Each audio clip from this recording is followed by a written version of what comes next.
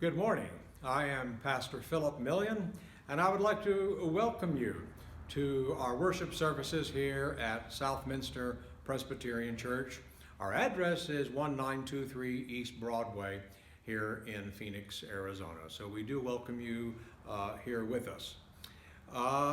We are experiencing, as everyone is, a little bit of difficulty with the upheaval we are experiencing with the pandemic. And it is very, very common for virtually all churches now to record their services in some form for people to watch on their computer rather than being physically present in the sanctuary. And of course, we are doing the same thing. Hopefully, we'll be back to our regular services in time, but for the time being, we will continue in this way. And we will have periodic instructions and information about that and emails that we send out to members as we proceed. Again, welcome to you, and let us continue in worship.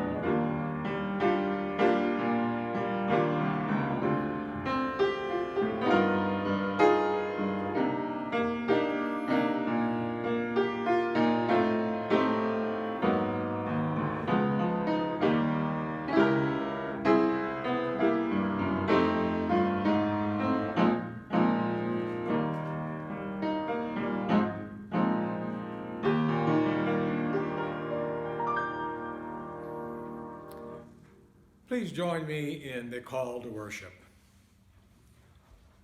Oh, give thanks to the Lord.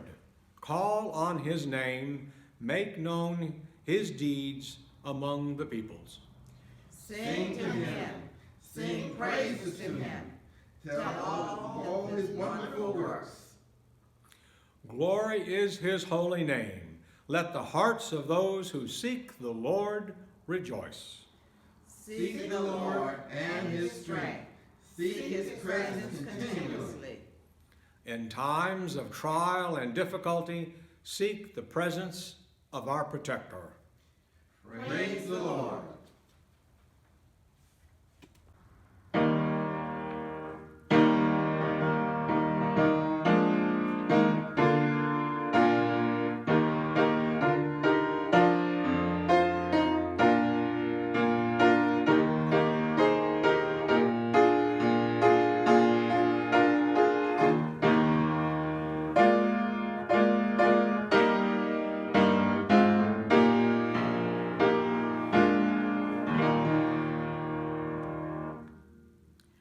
Good morning. We're going to do the prayer of illumination together. Blessed you are, Lord, great God. Blessed you are, eternal God in time past and yet today. Speak to us through your gospel and renew our hope. Amen.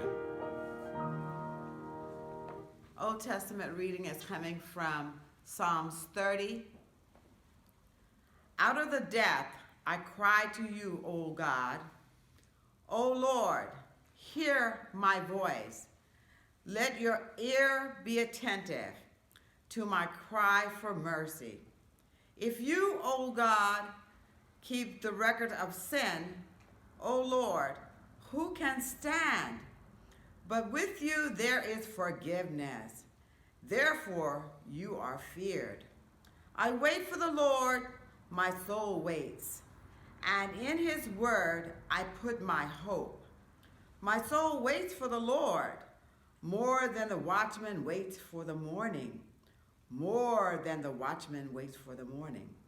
O Israel, put your hope in the Lord, for with the Lord is unfailing love, and with him a full redemption.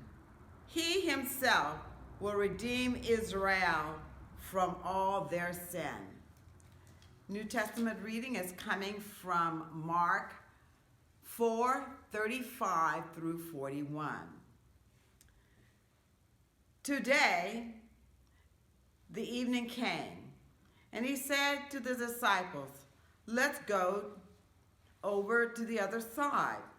Leaving the crowd behind, he took along, and just as he was, in a boat, there was also other boats with him. A fierce loom came up, and the waves broke over the boat, so it was nearly swamped. The Lord was in the stern, sleeping on the cushion, and the disciples woke him up and said to him, "Teacher, don't you care that we are drowning?" He got up, rebuked the wind, and said to the waves, "Quiet, be still." Then the wind died down, and it was completely calm. And he said to his disciples, "Why are you so afraid? Do you still have no faith?" They were terrified and asked each other, "Who is this? Even the wind and the waves obey him." Praise be to God.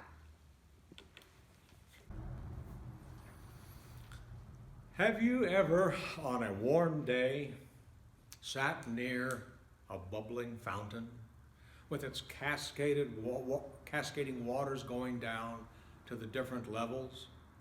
You could almost feel the trickling of that cool water. Or have you ever sat by a river and watched its waters move downstream? You sort of might imagine yourself in a Mark Twain novel, engaged in some adventure along the mighty Mississippi River. Or have you taken a cruise somewhere, maybe in the Caribbean, the Gulf of Mexico, or even across the ocean? And if you have, you know how relaxing it was to sit on the deck of that ship and just to sit out looking in the water, that huge expanse of water in front of you. And it was fascinating to sit there and watch the waves and the currents that were stretching out to the horizon. It was captivating, wasn't it? Now, I'm not entirely sure why, but there is something about water that has a soothing and calming effect on the human psyche.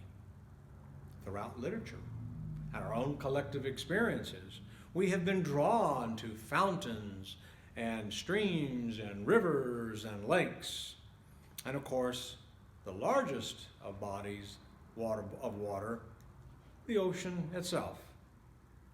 The writer of the 23rd Psalm certainly knew of this tranquil effect of water on us, and he wrote that in addition to green pastures, the Lord leads me beside still waters. He restores my soul. How comforting. Still waters. And also the beauty of moving waters, of streams, rivers, and oceans. It's a part of our human experience. And as beautiful and soothing as these waters can sometimes be, there is nevertheless a darker side to moving water. It's one that we don't like to think about very often, but it too is a part of our human lives. As water can be comforting and vital to our existence, it can also be a very destructive and fearful thing. That is, moving waters sometimes move too much, and it can be a destructive force that must be reckoned with.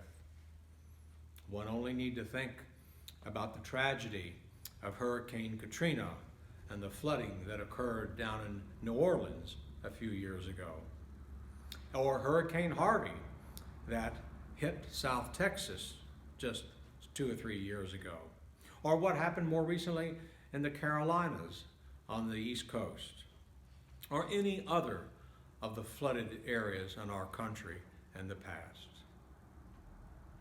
And so did the disciples as they got into that boat with Jesus to cross the Sea of Galilee. Now, you have to keep in mind that several of the disciples were quite used to being out on water. They were experienced fishermen by trade. They knew all about boats. They knew how to sail them, but they were not prepared for what was about to happen when evening came and Jesus said to them, "Let us go across to the other side." This crossing was for Jesus to extend his ministry to many of the Gentiles that lived on the other side. And then as they got into the boat and they got out on the water, a great wind arose, and the waves were smashing into the boat, and the fishing boat was starting to fill with water. The disciples clearly could see what fate, at least in their own thinking, awaited them. Afraid for their lives, they woke Jesus up from his sleep and begged to him in no uncertain terms, "Teacher, do you not care that we are perishing?" So often, we find ourselves in similar situations in our lives. We may not be about to drown, but we find ourselves in some circumstance where we may be desperately fearful.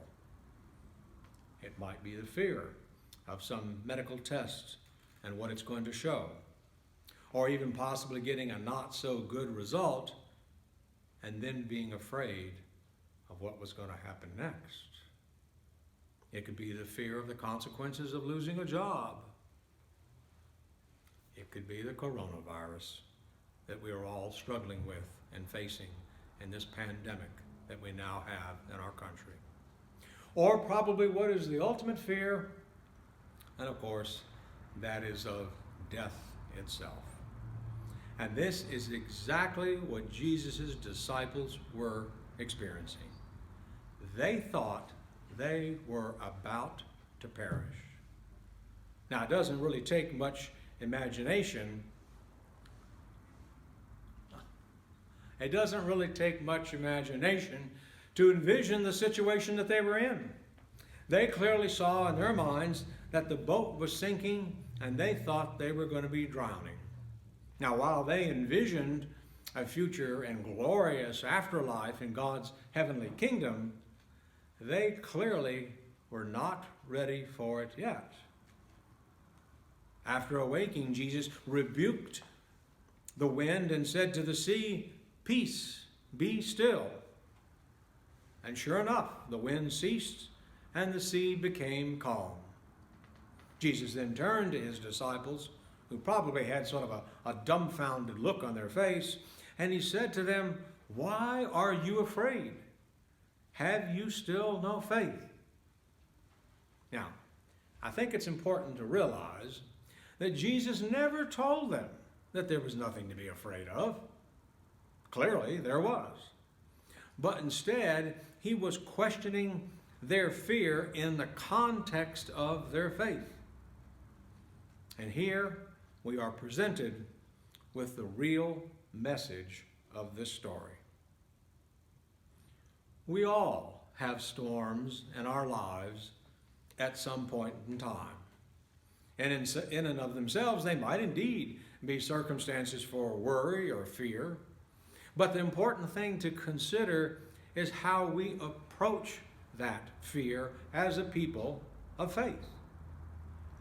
And so we must remember that the fearsome things in life do not always have control over us. Imagine, if you will, a young child who is afraid and down underneath her sheets in the darkness of her room at night where there's a fierce storm outside.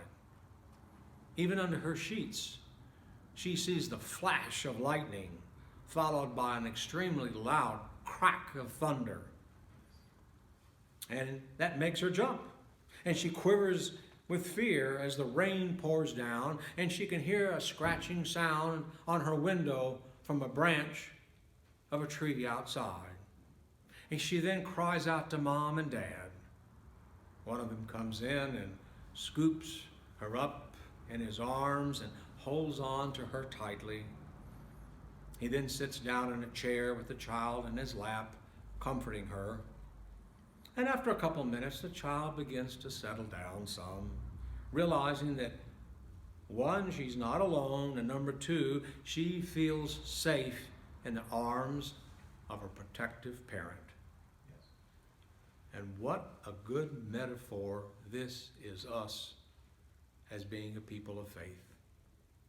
We as adults also experience these fearful storms. And like young children, we eventually learn the truth that some things that frighten us are indeed real and do bear consideration, and others are simply not. But the deeper truth that we must also learn is that while there are things in life that are genuinely fearful, we are not alone. Jesus said it. The Apostle Paul said it. And in the Old Testament, we see the exact same message. The world can sometimes be a scary place. There is pain in the world, and there are times when we cannot prevent it. But God has given us faith. And in faith, He's also given us the resources to ultimately rise above that fear. And probably nowhere else is this expressed more eloquently in the Bible than in the 23rd Psalm. The writer of that psalm had undoubtedly been blessed by the Lord in times of trial and difficulty as he walked through the valley of the shadow. But in his gratitude, he wrote a psalm for future generations that expressed what he learned about God. Sickness and the loss of loved ones sometimes do cast a shadow over us, and some of you are experiencing that at this particular time. But our Creator is still with us. We are given a sense of purpose in carrying on with our lives, and we are blessed with the spiritual resources to endure, and then we be a blessing to others. And so we recognize and experience that truth because we have faith. And we need faith now more than at any time in the past. Our society is facing difficulty, and we must be together and pull together to get through this difficult time in our faith. And so did the disciples in that boat with Jesus, ultimately. But it was not a faith born out of a single experience during that evening in the boat in a storm. They were continually tested and strengthened over time. And as they continued to follow Jesus to the cross and thereafter. And that's where we are right now. We are following Jesus to the cross as we have Holy Week that's coming up here shortly. We will experience trials and frustrations with our jobs, family situations, coronavirus, and maybe even in our faith. In John Bunyan's book, The Pilgrim's Progress, he tells of the main character, Christian. And Christian crosses a fearsome river with his friend, Hopeful. Both of them go into the water with fear. And Christian cries out, "I sink in deep waters. The billows go over my head. All his waves go over me." But as they continue on, his friend Hopeful says, "Be of good cheer, my brother. I feel the bottom, and it is good." Therein lies our strength of faith. May God bless each and every one of you. Please now join me in the affirmation of faith as we see in the Apostles' Creed. I believe in God the Father Almighty, maker of heaven and earth, and in Jesus Christ, his only Son, our Lord, who was conceived by the Holy Ghost, born of the Virgin Mary, suffered under Pontius Pilate, was crucified, dead, and buried. He descended into hell. The third day he rose again from the dead. He descended into heaven, and sitteth on the right hand of God the Father Almighty, from whence he comes to judge the quick and the dead. I believe in the Holy Ghost, the Holy Catholic Church, the communion of saints, the forgiveness of sins, the resurrection of the body, and life everlasting. Amen. At this particular time in our worship services, at this time during our worship service, we would normally have the presentation of tithes and offerings. Obviously, we cannot do that as we normally do because we don't have all of our membership here. But we want to encourage you. It is very important that you continue to make your tithes and offerings to this church. So, and there's a variety of ways you can actually do it. You can you can mail it in, physically mail it in to the church's P.O. Box address. So address it to Southminster Presbyterian Church at P.O. Box 8764, and it will be received that way. Or you can go online and you can get on the church website, and there is a link there that you can click on, and through PayPal, I believe, you are able to make your offering that way. And we will continue to put out instructions for that as time goes by. So just kind of stay tuned about that, and you will see emails and instructions for continuing to do that. Join me now in our prayer of dedication. Lord, we lift up the prayers of your hearts for those still burdened and in need of help. May our gifts today further the great ends of your church. And now for the Lord's Prayer. Our Father, who art in heaven, hallowed be thy name. Thy kingdom come, thy will be done, on earth as it is in heaven. Give us this day our daily bread, and forgive us our debts, as we forgive our debtors. And lead us not into temptation, but deliver us from evil. For thine is the kingdom, and the power, and the glory forever. Amen.